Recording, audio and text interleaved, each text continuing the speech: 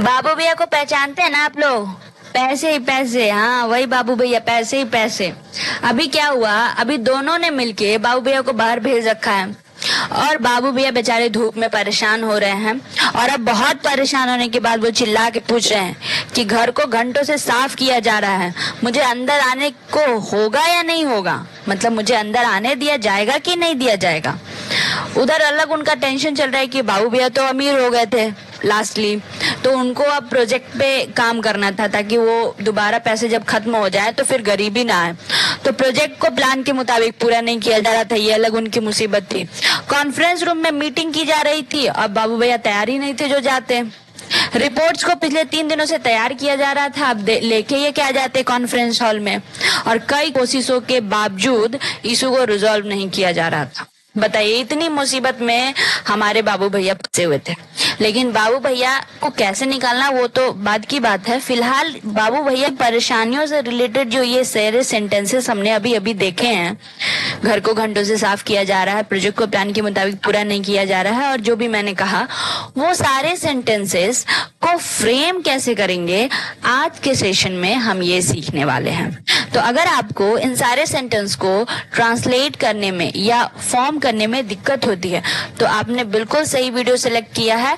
Video को last तक देखिए, आपको बहुत अच्छे से ये सारे सेंटेंस के फॉर्मेशन आ जाएंगे और आप खुद इसे ट्रांसलेट करेंगे और अपने पर डे की लाइफ में यूज करेंगे। So very warm welcome to this informative and interesting session. कैसे हैं आप लोग? मैं उम्मीद करती हूँ कि आप लोग बहुत ही अच्छे होंगे। आप भैया के बारे में बता रही थी, तब जो भी सेंटेंस मैंने यूज किया था वो सभी आपको अब स्क्रीन पे दिख रहे होंगे।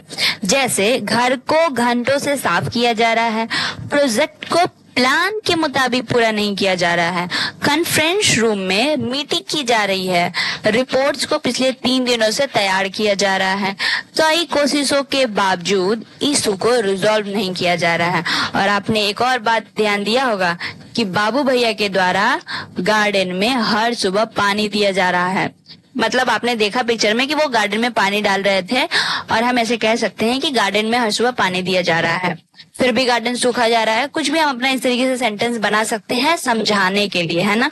और आप ऐसे सिमिलर सेंटेंसेस डेली यूज करते होंगे अपने लाइफ में, और उस वक्त अगर आपको दिक्कत आ रही होगी सेंटेंस के फॉर्मेशन में, तो आज इस वीडियो को देखने के बाद आपको कोई भी दिक्कत नहीं आने वाली है, क्योंकि आप समझेंगे कि इस तरीके के सेंटेंस को कैसे फॉर्म करते हैं और किन किन जगहों पे हम इस सेंटेंस का यूज कर सकते हैं। इससे कहने का मेरा ये मतलब है कि ये जो सेंटेंसेस हैं ये प्रेजेंट परफेक्ट कंटिन्यूअस टेंस के पैसिव फॉर्म के सेंटेंसेस हैं। तो आप ये भी सीखेंगे कि इस टेंस का जो पैसिव फॉर्म है, ये फॉर्म जो है उसे हम और कहाँ पे यूज कर सकते हैं और किस किस सिचुएशन में इसके स्ट्रक्चर का यूज करके हम सेंटेंस फ्रेम कर सकते हैं, और कहाँ पे सेंटेंस फ्रेम करना सही होगा ताकि जो हमारा सेंटेंस हो वो ग्रामेटिकली करेक्ट हो। कंटिन्यूअस टेंस के पैसिव फॉर्म को डेफिनेशन के थ्रू समझते हैं। एक्चुअली में प्रेजेंट परफेक्ट कंटिन्यूअस टेंस का पैसिव फॉर्म एक ऐसा ग्रामेटिकल स्ट्रक्चर है, एक ऐसा ग्रामेटिकल कंस्ट्रक्शन है जिसके हेल्प से हम वैसे एक्शन को डिस्क्राइब कर सकते हैं जो पास्ट में स्टार्ट होके प्रेजेंट तक कंटिन्यू था। और आपको याद होगा कि प्रेजेंट परफेक्ट कंटिन्यूअस टेंस के एक्टिव फॉर्म में हमने सीखा था कि हमें इसके थ्रू ड्यूरेशन पे फोकस करना है, यानी ये टेंस ड्यूरेशन पे फोकस करता है। और पैसिव फॉर्म में है, यानी कि हम एक्शन पे फोकस कर रहे हैं, कौन परफॉर्मर है इस पे नहीं, यानी कि एक्शन के ड्यूरेशन पे हम फोकस करेंगे, या एक्शन के ड्यूरेशन को जब हमें सिर्फ डिस्क्राइब करना हो उस सेंस में हम इसका यूज करते हैं। जनरली इसका बहुत ज्यादा यूज नहीं किया जाता है, इसके अल्टरनेटिव टेंस के यूज किए जाते हैं, वो भी हम देखेंगे कि इसका अल्टरनेटिव कौन सा है। फिलहाल हम यूजेस देखते हैं कि कौन कौन से सिचुएशन में हम इसका यूज कर सकते हैं। फर्स्ट यूज है जब हमें किसी ऑब्जेक्ट पे एम्फसाइज करना हो, जब हम ये दिखाना चाहते हैं कि किसी ऑब्जेक्ट पे कोई काम लंबे समय से चल रहा है। जैसे the project had been being managed by multiple teams over the past year। यहाँ पे हम emphasize प्रोजेक्ट पे कर रहे हैं जो कि एक ऑब्जेक्ट है और ये लंबे समय से मैनेज किया जा रहा है। जब हमें किसी चीज की कॉन्टिन्यूटी शो करनी होती है तब भी हम इसका यूज कर सकते हैं। जैसे the problem has been being investigated since last week, यानी ये काम पास्ट में शुरू हुआ था और प्रेजेंट तक कंटिन्यू है। यहाँ ये दिखाया जा रहा है कि प्रॉब्लम की जांच लगातार की जाएगी। थर्ड यूज है जब हमें किसी टेक्निकल या फॉर्मल राइटिंग में प्रिसाइज होना पड़ता है, स्पेसिफिक होना पड़ता है, उस सिचुएशन में हम इसका यूज करते हैं। जैसे the new protocol has been being tested for effectiveness in different environments. यहाँ पे हमने देखा कि फॉर्मल रिपोर्ट में बताया जा रहा है कि प्रोटोकॉल को विभिन्न एनवायरनमेंट में टेस्ट किया जा रहा है। तो यहाँ पे हमने प्रिसाइजली इस बात को दर्शाया है, इसीलिए हमने इसका यूज किया। कंक्लूजन, प्रेजेंट परफेक्ट कंटिन्यूअस के पैसिव फॉर्म का यूज आप तब करेंगे जब आपको किसी इंफॉर्मेशन को डिटेल में बताना हो या प्रिसाइजली बताना हो, या फिर आप किसी एक्शन के ड्यूरेशन के कंटिन्यूटी को हाईलाइट करना चाहते हैं तो भी आप इसका यूज कर सकते हैं। लेकिन ये थोड़ा सा ऑकवर्ड साउंड आपको लग सकता है, इसीलिए इसके अल्टरनेटिव्स हैं। वो अल्टरनेटिव कौन से हैं ये भी हम इस सेशन में देखने वाले हैं।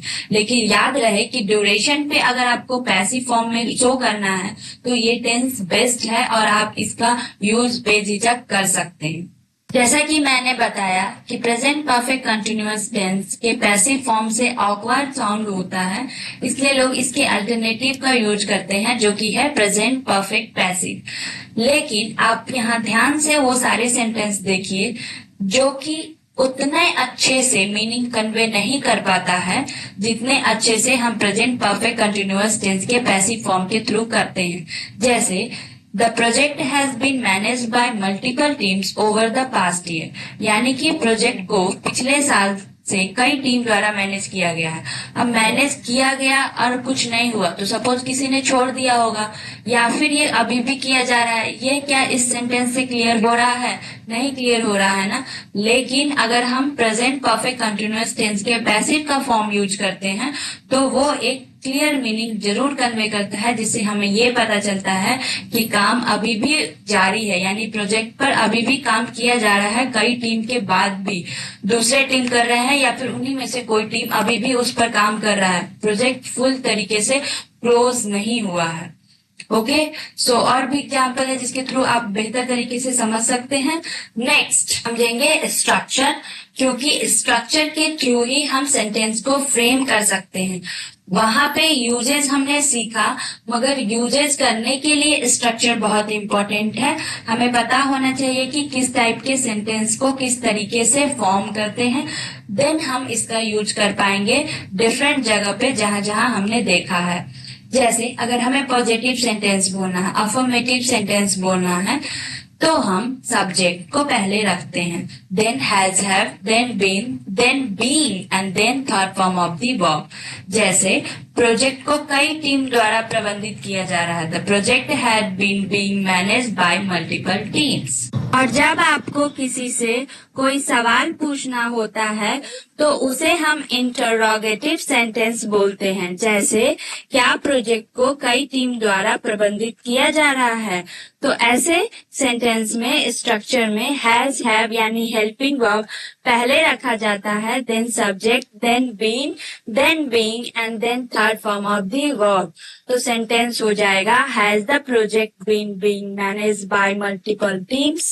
सेंटेंस हमें WH वर्ड से स्टार्ट करना हो, यानी हमें रीजन जानना हो किसी चीज का, और तब जब हम सवाल करते हैं क्यों, कैसे, किस लिए, तो उसमें WH वर्ड से सेंटेंस स्टार्ट होते हैं, जिसका structure WH word, then has have, then subject, then been being, then third form of the verb. और अगर आप चाहें तो डूअर को भी बाय प्रीपोजिशन के यूज से मेंशन कर सकते हैं।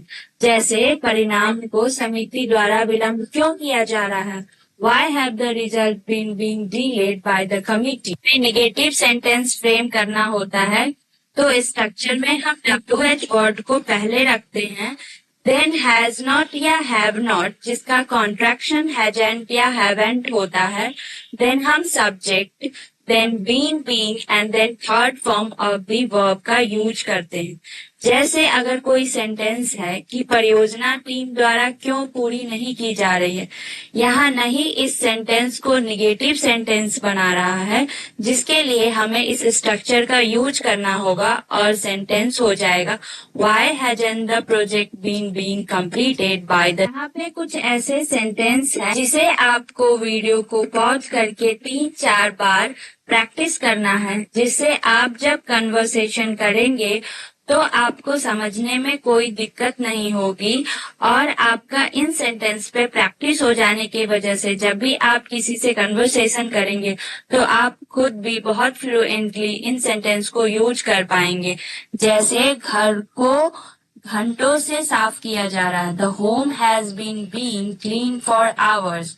प्रोजेक्ट को प्लान के मुताबिक पूरा नहीं किया जा रहा है, the project has been completed as plan. Team द्वारा काम क्यों डिले किया जा रहा है, why has the project work been delayed by the team.